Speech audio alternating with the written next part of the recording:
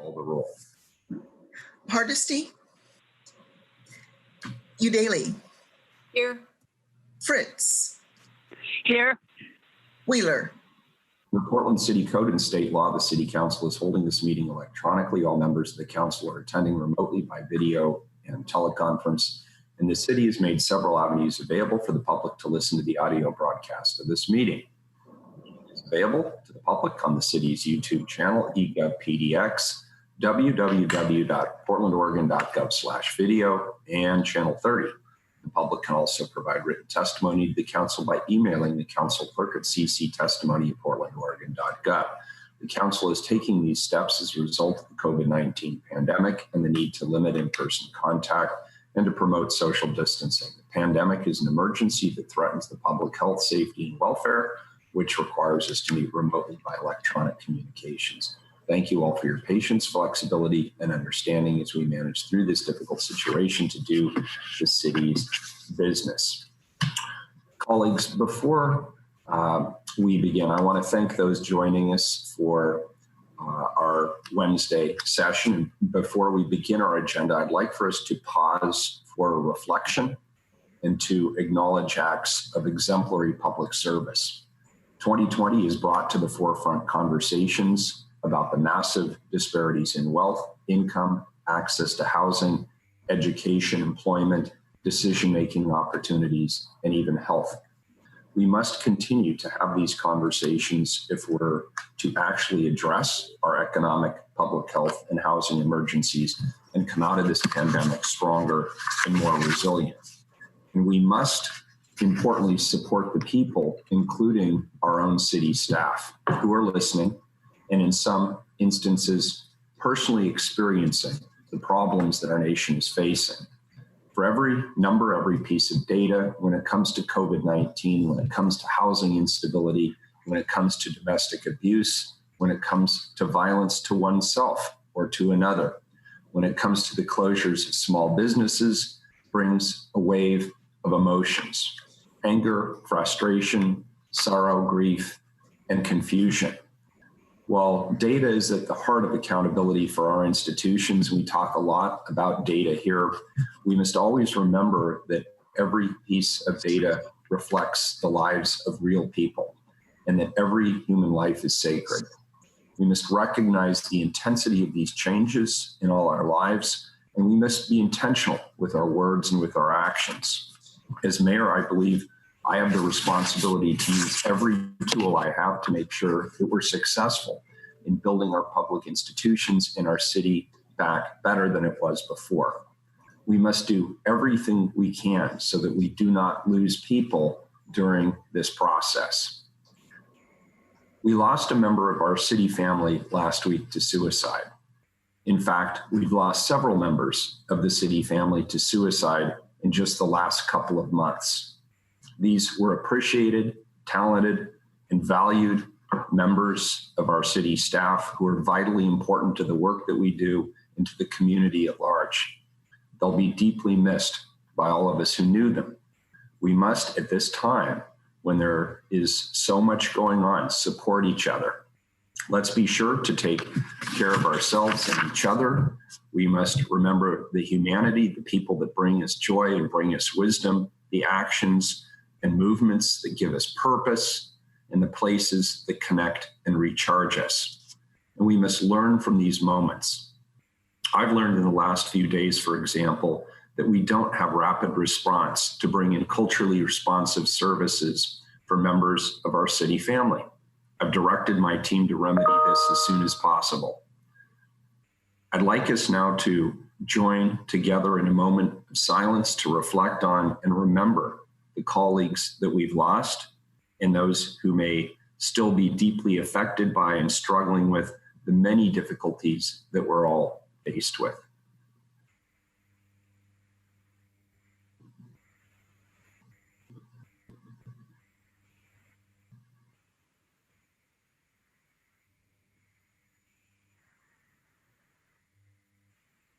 Thank you. And so in closing those comments, let's just, as the leaders, colleagues of this city government. Let's make sure that we really reach out to people, bureau directors, keep an eye on the people who you are responsible for, and for our fellow city employees, look out for each other. Thank you. Carla, first up is communications. Mayor, would you like me to read the council? Oh yeah, I forgot that. Yeah, please, if you wouldn't mind. Thank you. Yeah. And thank you for that. And good morning, everyone. To participate in council meetings, you may sign up in advance for the with the council clerk's office for communications to briefly speak about any subject. You may also sign up for public testimony on resolutions or first readings of ordinances. The published council agenda at portlandoregon.gov/auditor contains information about how and when you may sign up for testimony while the city council is holding electronic meetings.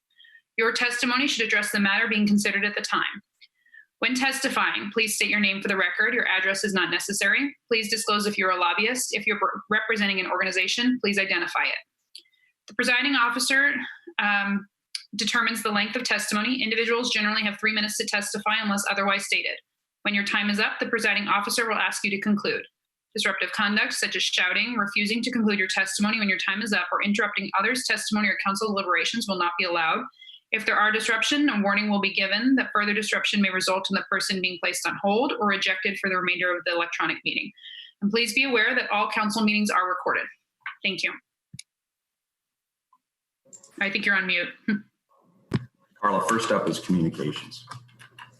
Item 634, request of Matt Glazewski to address council regarding Peninsula Crossing Trail safety and security issues. Good morning. Can you hear me? Yes. Okay, thank you. Good morning, Mr. Mayor, members of the City Council. So I am representing the University Park Neighborhood Association this morning, and I'd like to talk to you about what's going on the Peninsula Crossing Trail, which is a trail that runs from in North Portland along the railroad cut from North Princeton to North Fessenden. And over the past year, we've had campers there, which is not necessarily the issue that I want to talk to you about today. But it has gotten progressively worse over the course of the year, and then has obviously been compounded by the COVID epidemic. And over the course of the last year, it started out with mostly issues that pertain to litter of discarded needles that had been provided by PPOP. And how there were a number of residents that were responsible for cleaning these things up. And it has just gotten a lot worse because there is a criminal element in the camp that has really been pushing some people to the brink. We've been in contact with Commissioner Jayapal from the county. Mr. Mayor, we've been working with Robert King from your office for a number of months now. We've also been in contact with PBOT, and more recently, on the 20th of July, we had a meeting with Commissioner Hardesty herself about some of the particulars, and have been trying to work with some of her staff on those issues. However, it's a large problem, and as I mentioned, it's not just the existence of the camp, which generally speaking, we don't have an issue with. We understand that we have a housing crisis.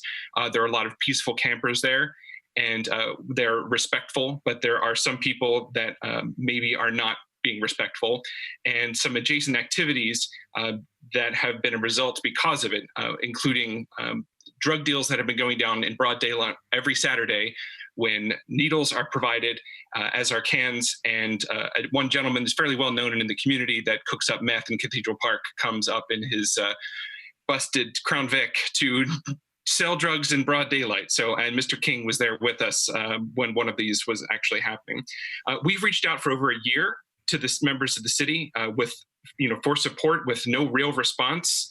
Until very recently, we've had some success in actually having conversations, but we've been pushing and asking for a walkthrough for months. And the most impacted residents are some people that live on North Oberlin Street. And there are low-income housing apartments there that are directly affected because there are a number of individuals that are directly adjacent to the camp. And what we would like is that if the city would be able to come and see the issues for themselves and help facilitate a solution involving all who are impacted, because the neighborhood association is not equipped to act as a convener in this multi-jurisdictional nightmare. And the Joint Office on Homelessness has not been helpful. the situation has gotten much worse because we had a double stabbing recently. You probably have seen the reports about that.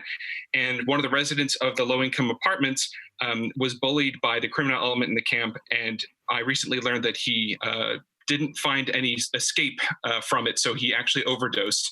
And then the criminal element from the camp came into his apartment, looted it, and left his dead body there. So things have gotten really out of control. And what we would like is the city to act as a convener to be able to try and come to a solution. We're not asking you to sweep the camp, but we are asking to try and bring some order to what's going on here and to remove the criminal element, because some of the neighbors are being pushed to the brink. And I'm fearful, yes, I'm fearful that there might be some vigilante justice on the brink here. I'm not saying that's necessarily going to happen, but I am fearful. So thank you for listening. I appreciate your testimony, and I'll circle back with Robert. I think your idea around a convening is a good idea. And I'm sorry this is happening to you. It shouldn't happen. Thank you, Mr. Mayor. Again. Could I ask you one follow-up question, Matthew? What has been so I assume you have called the police or 911. Yes. What has the response been? The response has been mixed. There have been a number of calls. The police have come a number of times. There have never been any arrests. Generally speaking, they just kind of quell whatever's going on at the moment.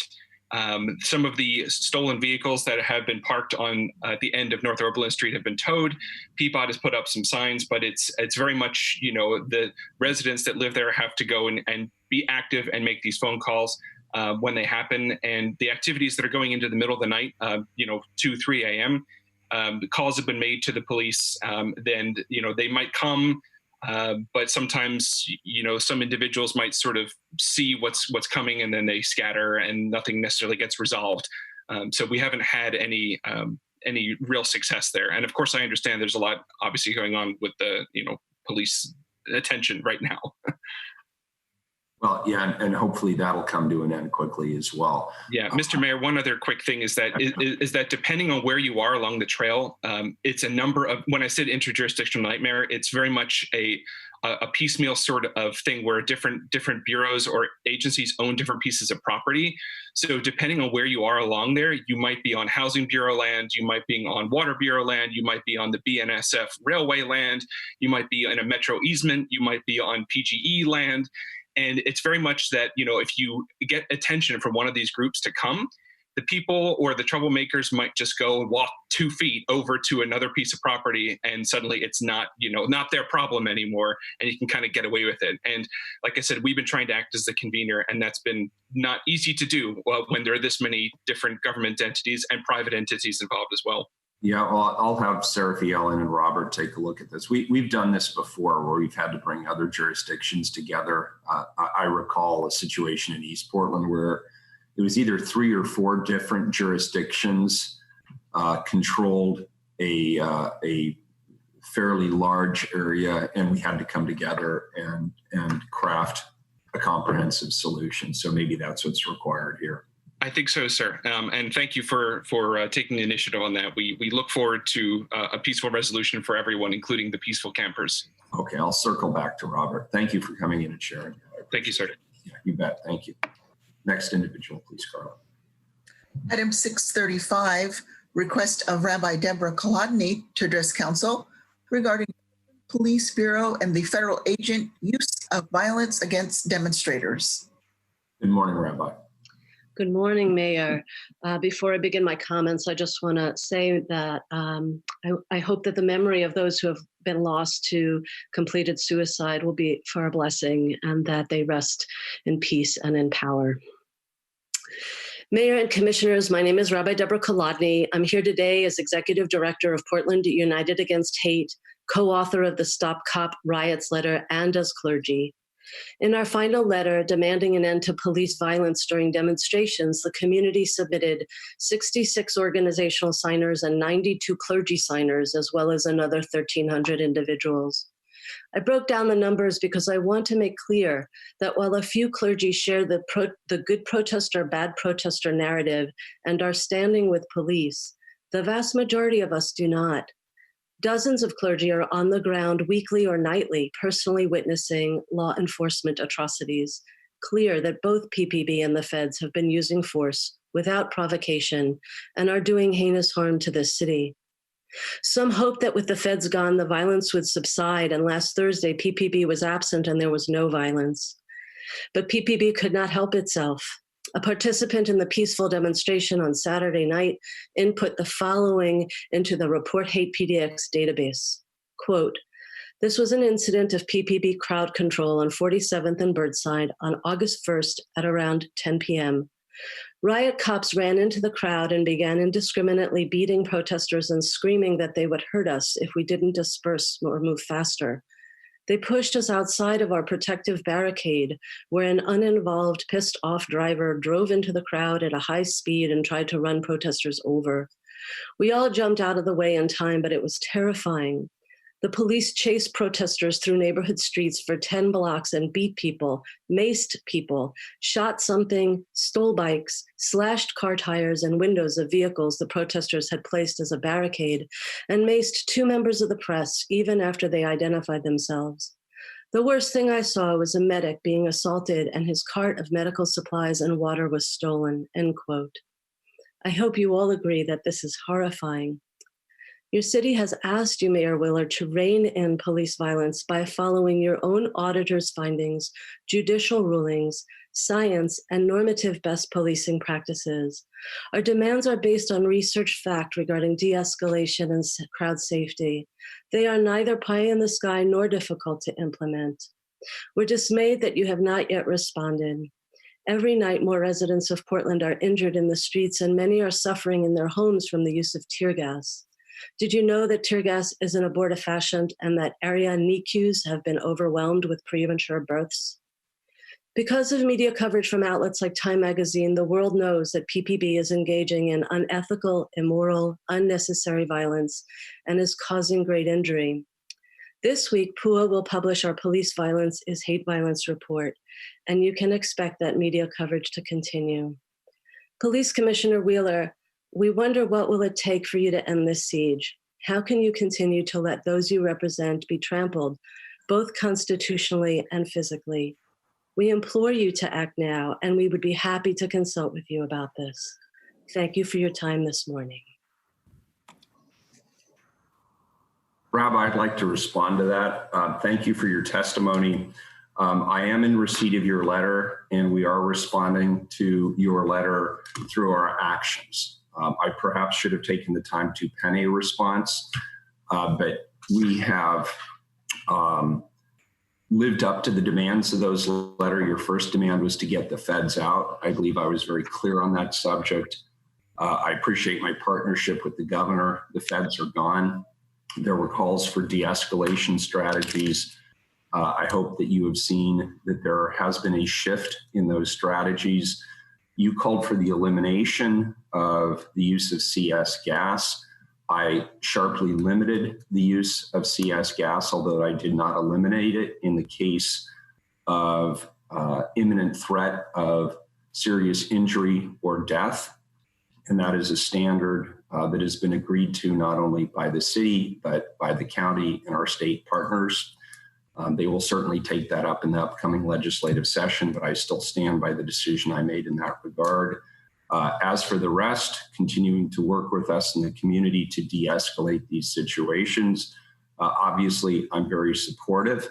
I will disagree with you on one point. I do believe that there are some people who are out there on the streets who are not interested in the Black Lives Matter movement, who are not there fighting for racial justice or equity, who are in fact engaged in criminal activity.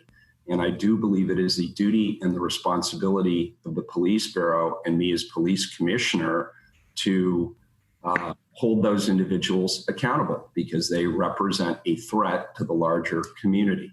Now, that being said, I hope you also see that we have worked very hard to de-escalate the situation, that we have worked very hard to support and uphold the First Amendment rights of the people in our community. I don't think those things are necessarily at odds, but I appreciate your testimony this morning.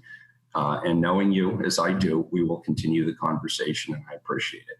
Thank you. Thank you for your response. Thank you, I Robert. would just say that the narrative that I described from Saturday night is pretty dramatic violence, even if it's not using CS gas. And so I can't say that we've eliminated the problem. And people were indiscriminately being pummeled. And so that's a different scenario than addressing criminal activity. Well, we may disagree on the particular facts of any given evening, and I'm certainly finding that sometimes it is hard to pin down what the facts are in any particular situation. But my belief is that each and every one of these incidents will be investigated. I said that 2 months ago when this started through the Independent Police Review Commission. I would encourage you to raise this with them. They don't report to me. They don't report to the police bureau.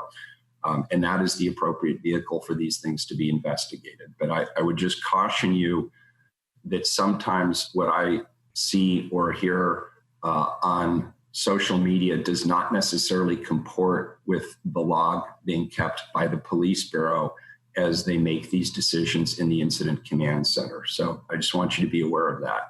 I appreciate that. I mean, we've been relying on the testimony of legal observers and of clergy and of journalists. So highly reputable folks, not social media. Understood. And I appreciate that. Thank you. Thank you. Next individual. Commissioner Hardesty.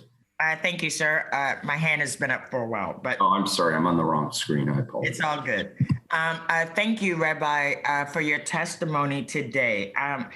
I want to know whether or not that you are receiving more incidents of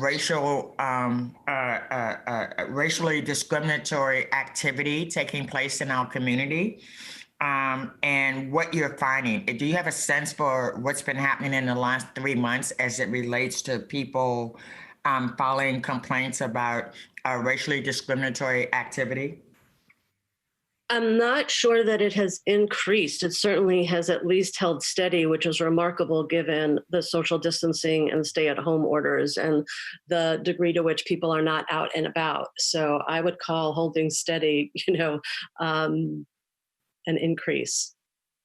Yes, I was gonna say I'm not sure if people know how to how to file those complaints. Just the stories I'm hearing from folks. Sounds like something that we should be tracking, but I'm not quite sure who's tracking it.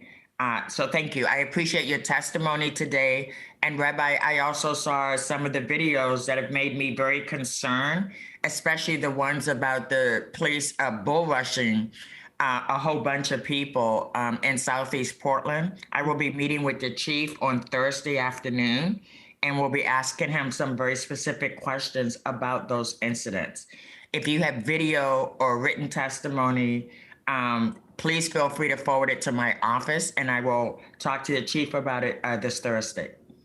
Thank you. I'll review our most recent data points. You will be getting a report that ended, unfortunately, July 20th, but I'll go into our database and submit the most recent reports to you as well. Thank you so much. I appreciate that, and I appreciate all you do, Rabbi. Have a good day. Thank you.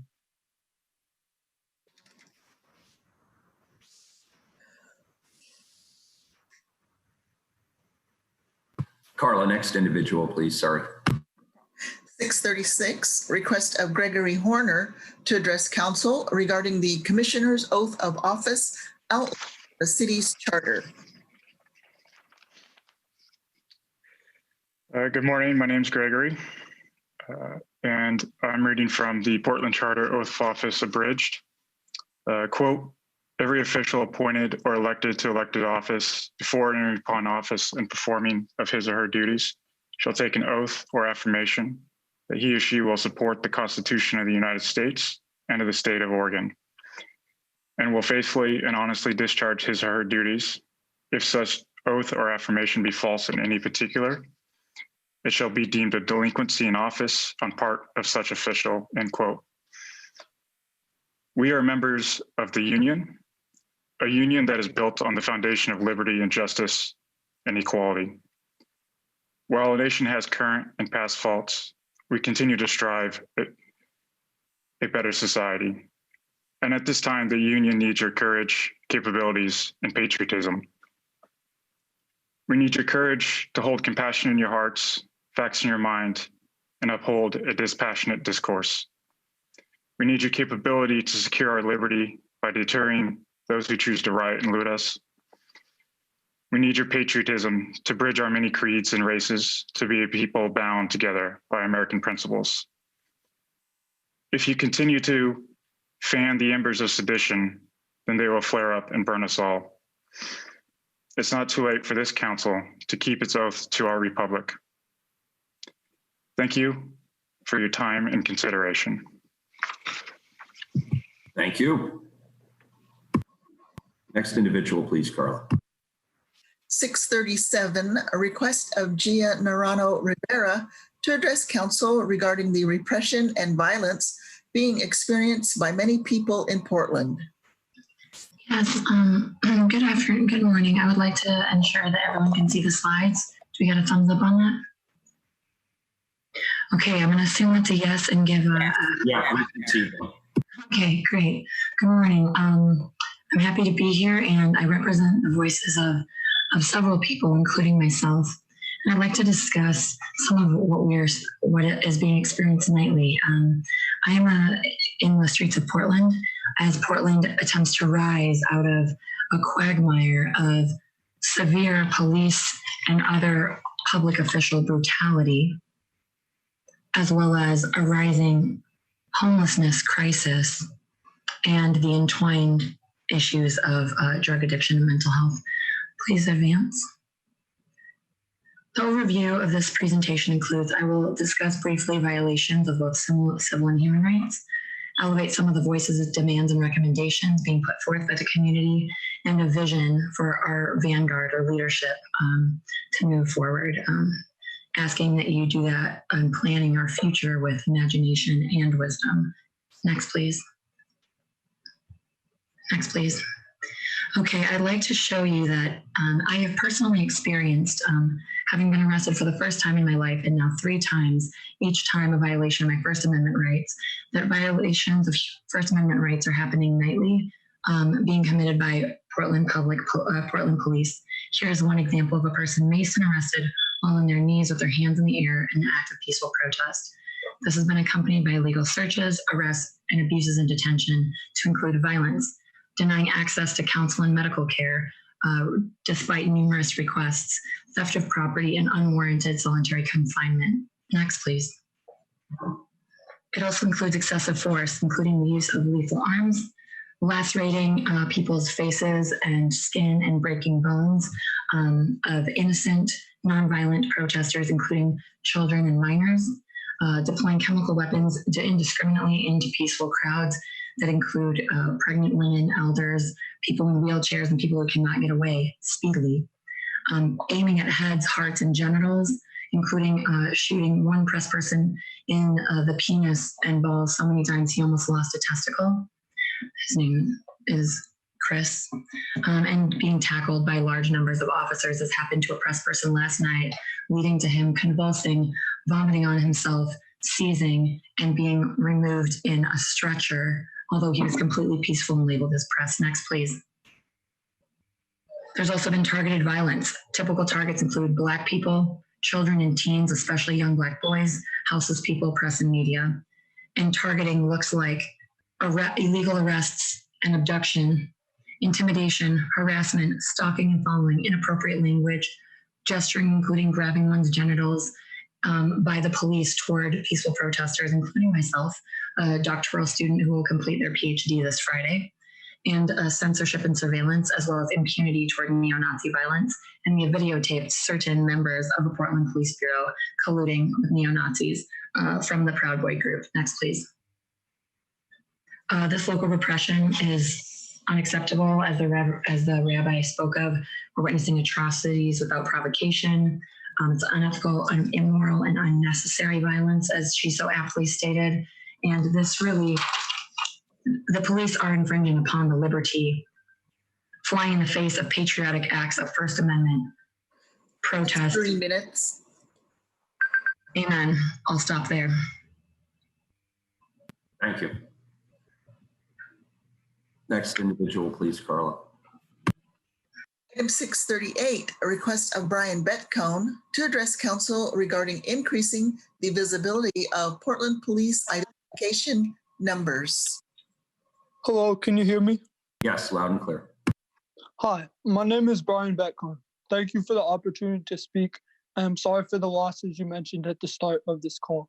I'm here to request that Mayor Wheeler please mandate significantly larger and permanent identification numbers for all Portland Police Bureau officers, not just those doing crowd control at protests, but every single officer who's out doing traffic stops and so forth.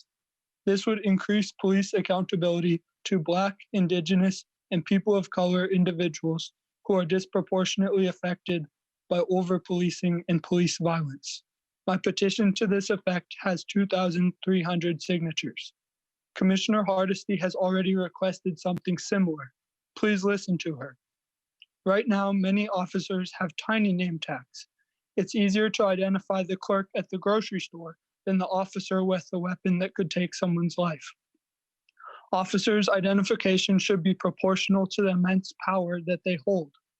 Not only are the name tags hard to read, having officers' names displayed instead of numbers allows doxing to occur. I request that you instead have the Bureau display identification numbers in huge font on both the front and back of the uniform, and that an independent organization or auditor hold on to the list which pairs names with numbers. That way, police can be easily identified and will not be doxed. I request that the digits be 5 inches tall by 3 inches wide. The numbers can easily be sewn onto the existing uniforms at little cost. Having huge digits will serve as a psychological reminder to officers that they will be held accountable and disciplined for any misconduct. Having them permanently attached will prevent officers from attempting to conceal their identity, as we have seen happen in many cities across the US. My Black and brown friends and neighbors should not have to worry about being mistreated, brutalized, and as we have seen, murdered by law enforcement. It is unacceptable. There's a lack of trust between law enforcement and the community. Mayor, you have a responsibility to take this and other steps to increase police accountability. It is a moral imperative to protect the safety of Black and brown people. Portland can set the example with regards to transparent uniforms for the rest of the country. Please mandate that Chief Lavelle order new, huge identification numbers to be sewn onto uniforms immediately by the end of the day today. I would also love the opportunity to discuss this idea further with any of the council members. Thank you for your time. Thank you, Brian. And just want to let you know, I believe something is already in the works. I think everybody agrees that the stick-on numbers has not worked as a good long-term solution. So I believe something's already in the works. Okay. If I may, Mayor Wheeler, I spoke at the July 13th forum on police oversight hosted by CRC. And Chief Lavelle had told the group that the new ones would be the same size and font. So that is why I'm still working on this cause. Thank you. Got it. Thank you. Appreciate it. Thank you. And next individual, please, Carla. That was the last of the communication speakers. Oh, okay. Well, with that, then we'll go to the consent agenda. Has any item been pulled off of the consent agenda? We've had no requests. Please call the roll on the consent agenda. Hardesty, Aye. Udaley, Aye. Fritz, Aye. Wheeler.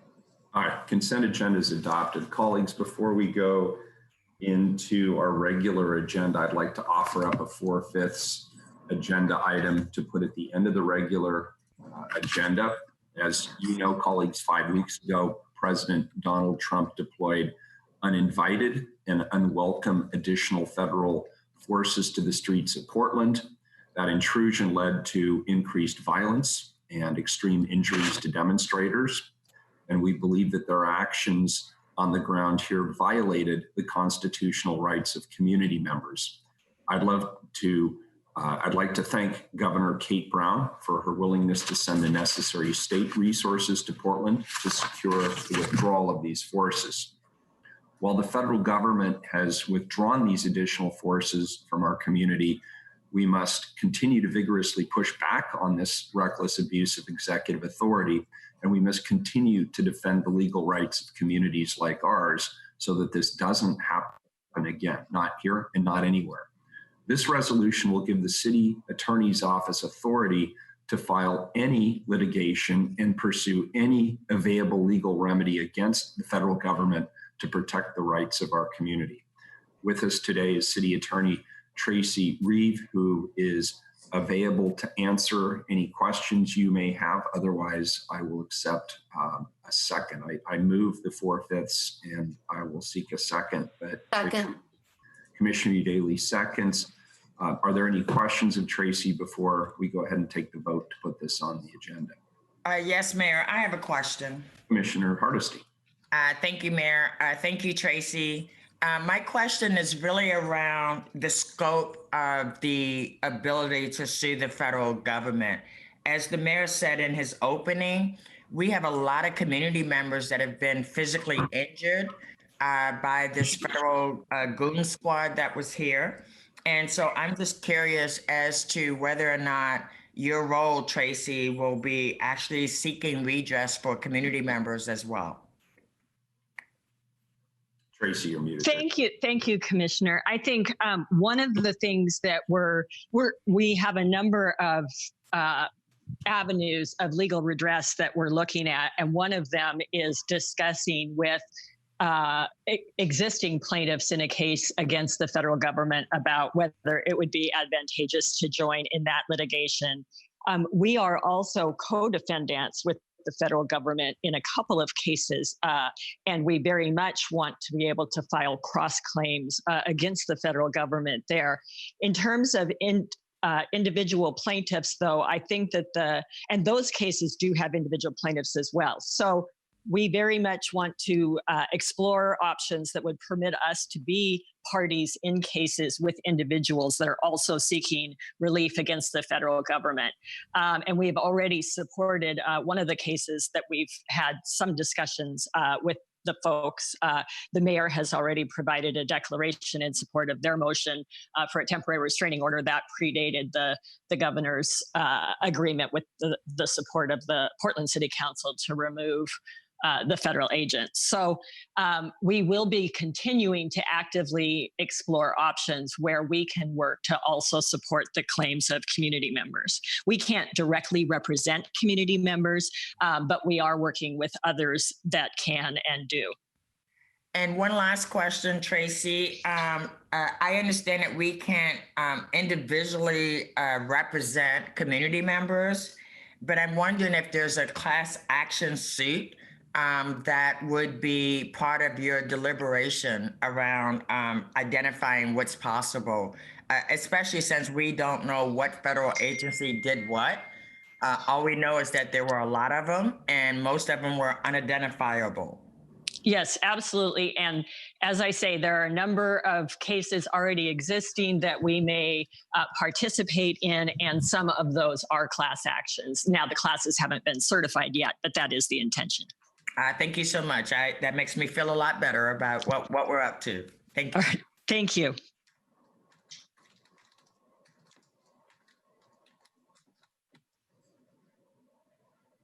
Thank you, Tracy.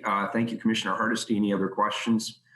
Carla, please call the roll to put the 4/5 agenda at the end of the regular agenda. Hardesty? Aye. Daly? Aye. Fritz? So just to clarify, this is the vote to put it on the agenda, and there'll be more questions and an opportunity for testimony later. Aye. Wheeler? Aye. So it is now on the agenda. We'll do it at the end of the regular agenda. Thank you, colleagues. The next item, then, we are moving to the regular agenda, item number 645, which is a second reading. Replace Title 13, Animals and Bees and Livestock to update the regulations for keeping bees and livestock. All right, colleagues, this is a second reading. We've already heard testimony. We heard a great presentation from Michelle Krim in our final presentation to the Portland City Council. Is there any further discussion on this item? Carla, please call the roll. Hardesty, Let me just say, I never thought I'd enjoy a conversation about bees and insects so much, or that there would be such deliberation on such. I am happy to vote aye, and congratulations to the staff who did an incredible presentation. And I vote aye. Daly, well, I want to thank staff for the presentation last week. Note to anyone coming to council, pictures of cute animals, very welcome relief to our daily or our weekly drudgery. The changes seem well thought out and reasonable. I'm happy to support. I vote aye. Fritz, Oh, thank you very much, Michelle Krim, and particularly Julia Giesler. I didn't realize that she had retired, and I just want to honor both of their long-time work with the Bureau of Planning and Sustainability. And I particularly, in this case, appreciate how the extra effort to avoid unintended consequences to underrepresented communities, communities of color and immigrants, and the community outreach that they did to understand the needs. Anytime we can streamline and clarify city standards, I appreciate that work, and I know that it's a lot better to have standards rather than a permit, although that then does, I think, mean that we need to have staffing for complaints if the standards are not being met. And so this is a welcome improvement. Like Commissioner Udaly, I thank you for the diversion. There was a lively discussion about peacocks in my staff. There used to be a peacock living near Southwest 26th and Taylor's Ferry that would wander out, but I was not living close enough to it to know that whether or not it was anything other than decorative. And now, if you've got peacocks, you can keep them, but no longer can you go out and have peacocks, although other animals for sustenance and pleasure are now allowed by standards. And thanks again to everybody. Thanks to my staff for all the work that they did to help me get ready for this. Aye. Wheeler, Well, I want to share that sentiment. I actually felt normal for a change when we were talking about peacocks and baby pigs and everything else. That was a welcome diversion, but I also want to acknowledge a lot of work went into this code. And I particularly want to thank Michelle Krim and Julia Giesler, Andrea Durbin and Donnie Oliveira from BPS, as well as Tony Garcia from the City Attorney's Office. They did terrific work on this. I want to thank Amanda Watson on my staff and Astrid Dragoy, who collaborated with council office staff on Commissioner Fritz's amendment. I remain cautiously optimistic that we will be able to find the rightful administrator, particularly in Multnomah County's Vector Control Division for this code, and that I'm grateful that BPS is willing to be the pitch hitter for the time being. So thank you for that. One last note, having once been the Multnomah County Chair, I can tell you that while we don't necessarily think about livestock in the city as a front and center issue, I assure you it is a very contentious issue. And so I know how much hard work went into this code. I'm very happy to vote aye. The ordinance is adopted. Thank you to everybody who worked so hard on it. Next item, Carla, 646, also a second reading. vacate a portion of Southwest 3rd Avenue, south of Southwest Arthur Street, subject to certain conditions and reservations. This is a second reading from the Transportation Bureau. Any further discussion on this item? Seeing none, Carla, please call the roll.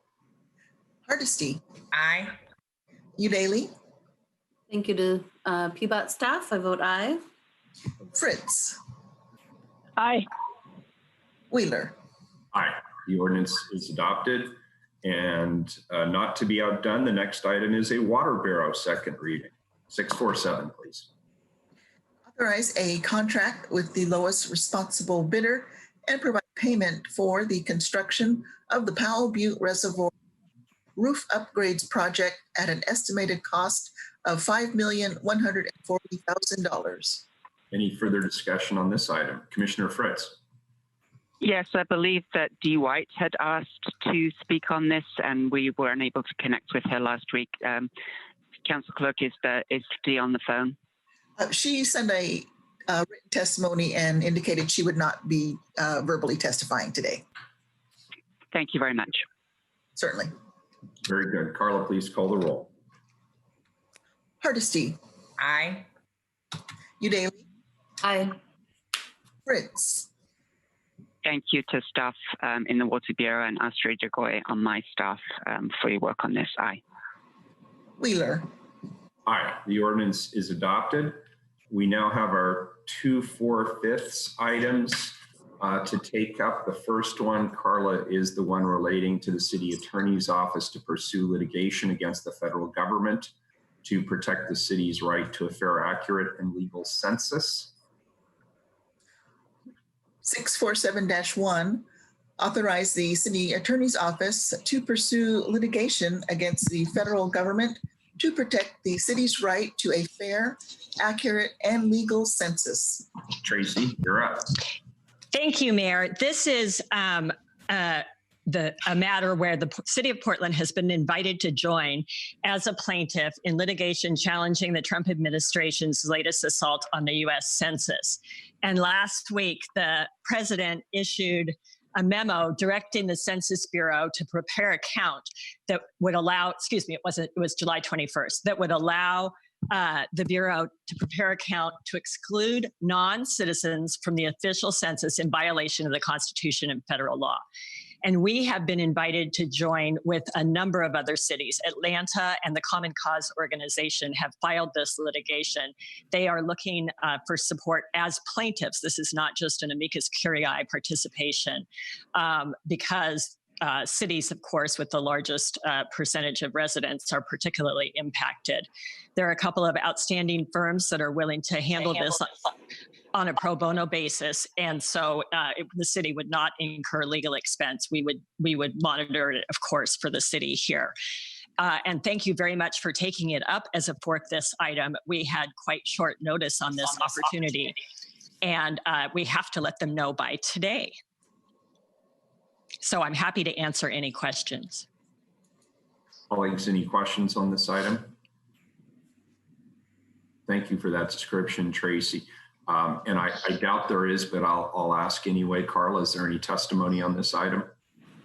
No one signed up, Mayor. Very good. Please call the roll.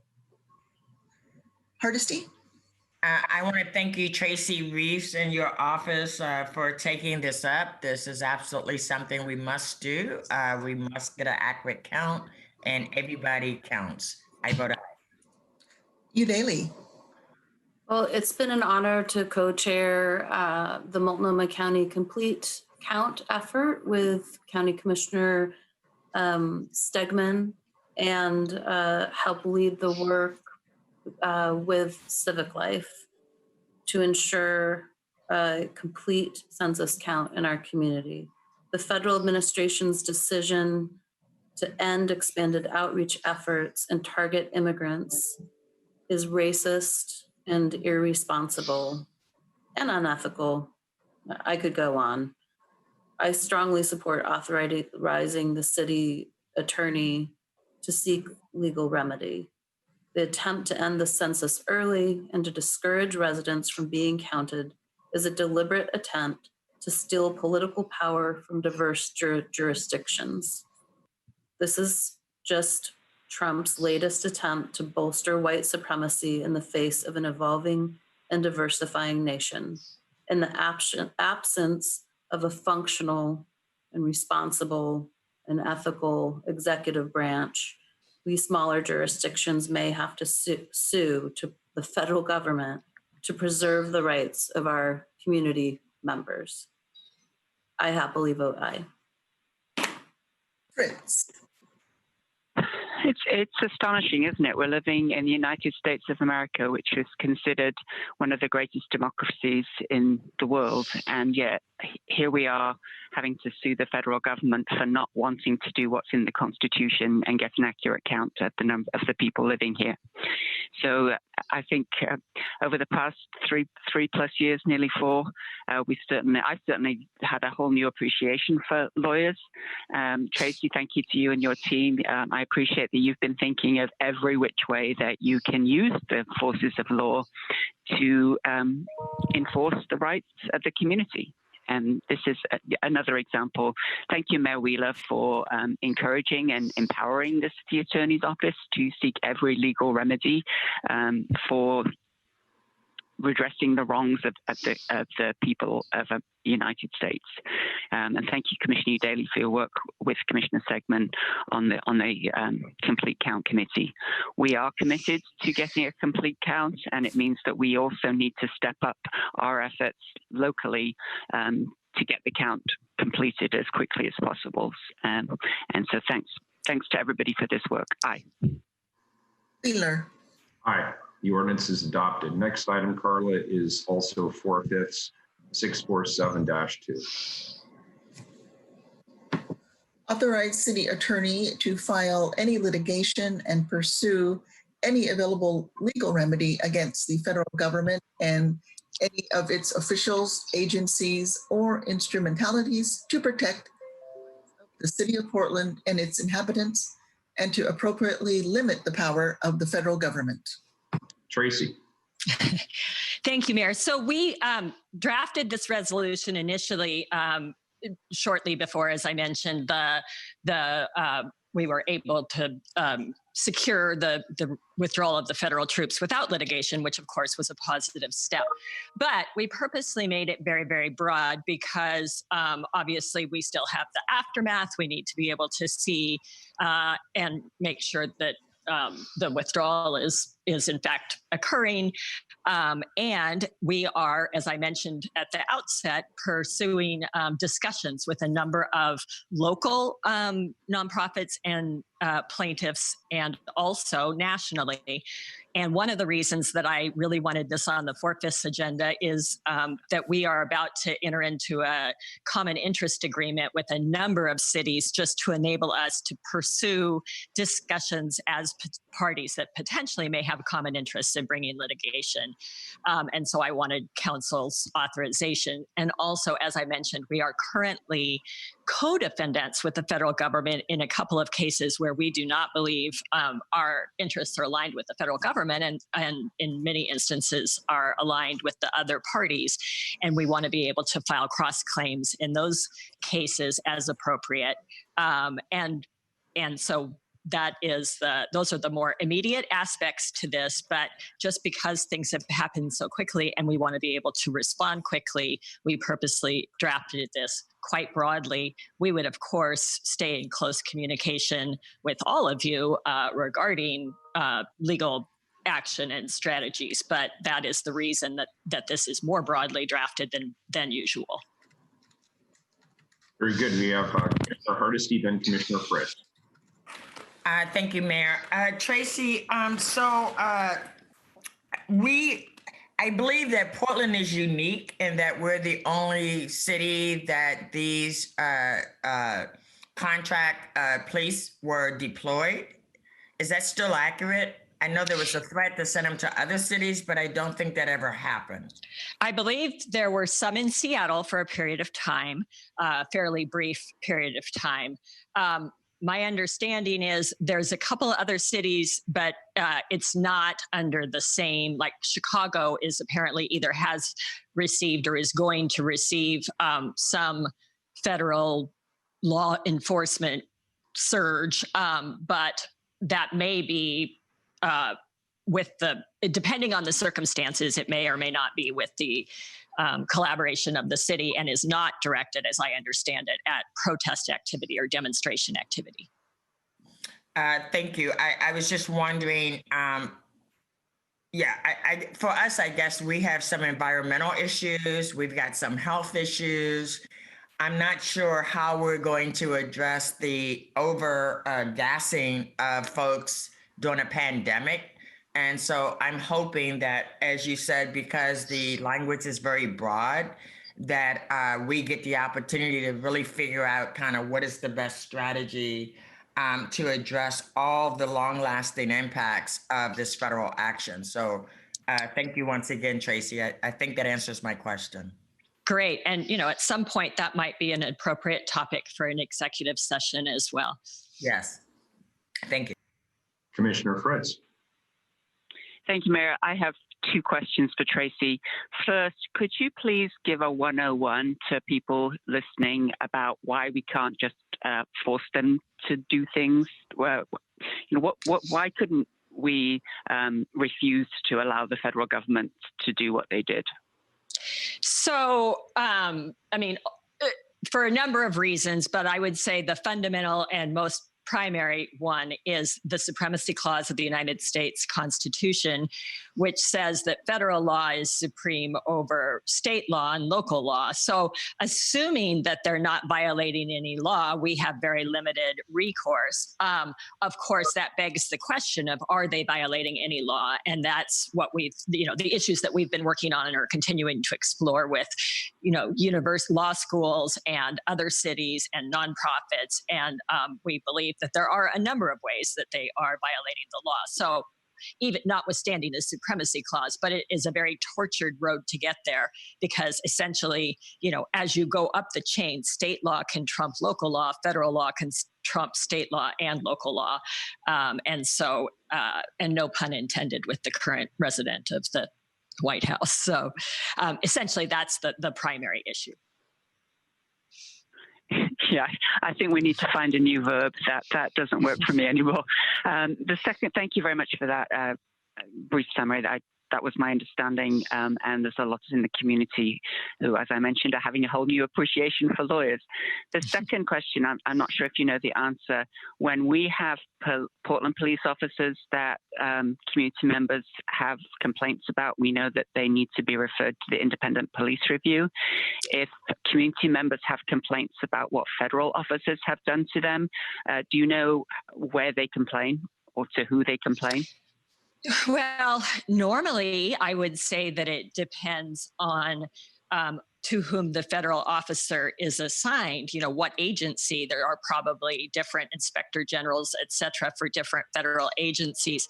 It's my understanding that the U.S. Attorney for the District of Oregon has called for an investigation, and that the DOJ has undertaken an investigation. So U.S. DOJ might be a good place to start. The United States Department of Justice. I was just about to say that, and that would be Billy Williams, I believe, right? Yes, so that's where complaints should be addressed, and presumably also legal action, private rights of action can also be instituted. Thank you very much. I appreciate your work. Thank you. Very good. Any further questions of Tracy? Seeing none, Carl, I assume there is no public testimony on this item. Is that correct? Believe no one did register, Mayor. Very good. Please call the roll. Hardesty? Thank you, Tracy. Thank you to your team. I am confident that you will look for every avenue to seek justice for Portlanders because of federal actions. I vote aye. Hugh Daly? I thank you, Tracy. I strongly support council taking every available option to oppose the federal government who are attempting to exploit this moment for political gain. We've introduced resolutions to stop the Portland Police Bureau from cooperating with federal forces, and another to affirm the rights of members of press and legal observers who have been targeted by both local and federal law enforcement. My office is working on a munitions restrictions resolution with Commissioner Hardesty's office. And you may have heard that a week ago or so, I directed PBOT to file a cease and desist demand on behalf of the city against the federal occupiers who illegally erected a fence in our public right-of-way. This small act of municipal resistance to federal occupation has received an extraordinary amount of press coverage, especially in the right-wing press. And we have heard from conservatives around the country who are outraged by this action. And I would just say to them, if you don't understand the issue with the federal government coming into a city, breaking federal and local laws, violating citizens' constitutional rights, and refusing to move this fence, I suggest you relinquish your "don't tread on me" flags at the door. We will continue to resist this and any other attempts to occupy our city, and I stand in solidarity with Portlanders who are demanding justice for Black lives and a transformation of our criminal justice system. I vote aye. Fritz? Thank you so much for your work. Thank you. I know all of us are collaborating and figuring out ways that we can work together to bring peace and security to our communities, and to continue pursuing the Black Lives Matter movement values and principles and goals, and to find new ways out. And that means that we need the federal government to let us do the work which we're so capable of doing, and let our people demonstrate as is their First Amendment right. So thank you very much, Tracy and your team. And thank you, Mayor Wheeler, for coordinating this and leading us. Aye. Wheeler? Thanks, Tracy. I vote aye. The ordinance is adopted. And I believe that completes our business for this morning, Carla. Is that correct? That's correct, Mayor. Very good. We are adjourned till this afternoon at 2 p.m. Thanks, everybody.